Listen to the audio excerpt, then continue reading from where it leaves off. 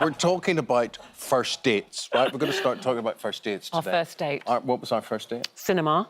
Was it?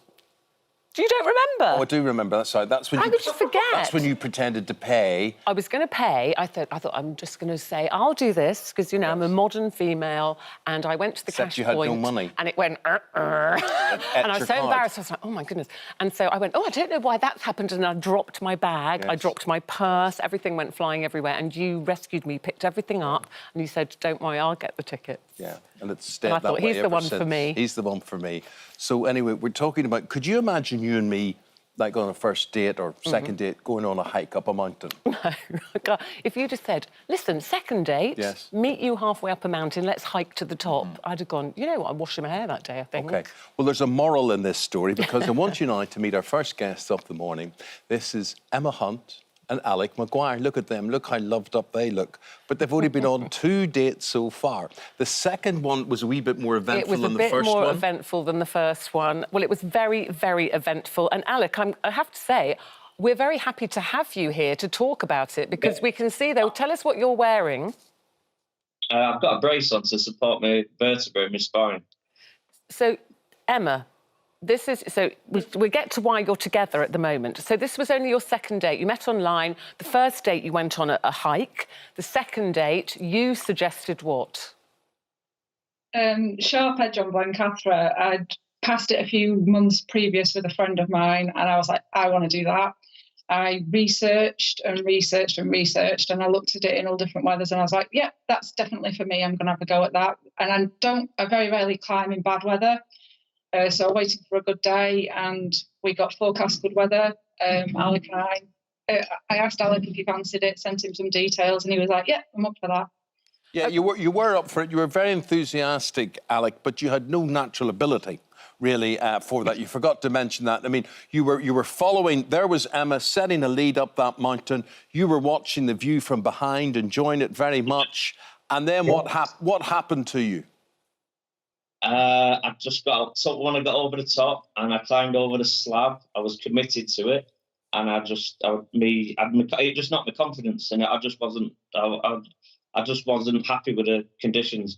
And Emma said it wasn't slippy, but I thought it was slippy, and that's how accidents happen, and that's how I got in this predicament. And I'm just glad I'm still here. So what did happen? Tell us what happened. So you were behind Emma. It was wet, and then what? You felt yourself go? No, I decided. No, Emma we sat at the top, in between the slab and the next part of the wall. I was trying to compose myself and Emma said, keep going to the top. But I just had a sixth sense. If I keep going to the top, it was just a sheer drop.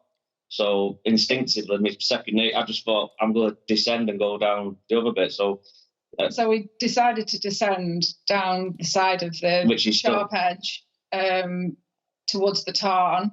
And we were about halfway down, and that's where Alec took his tumble. I lost my footing, and then it was quite an experience living in Fairford. There was that 60-metre fall, and well, I'll tell you, that was a novel way to get a date, wasn't it? Because then the lovely Emma comes, you know, eventually she kisses you on a stretcher when you're being airlifted out of the place then later. That was a bit extreme way to get a snog, really, wasn't it? Definitely was, yes. Yeah. It's still a miracle. I didn't bang my head going down. It bewilders me. So the result is, so Alec goes to hospital. He's broken a vertebrae with all of this, but he needed a bit of care and attention. So after 2 walking dates, you guys are now cohabiting. Yes, that's correct. Yeah. Whose idea was that? And I might send him back to his mum. But you've got 2 children, Emma. So what did they make of this when you said, look, Alec needs some help? What can we do?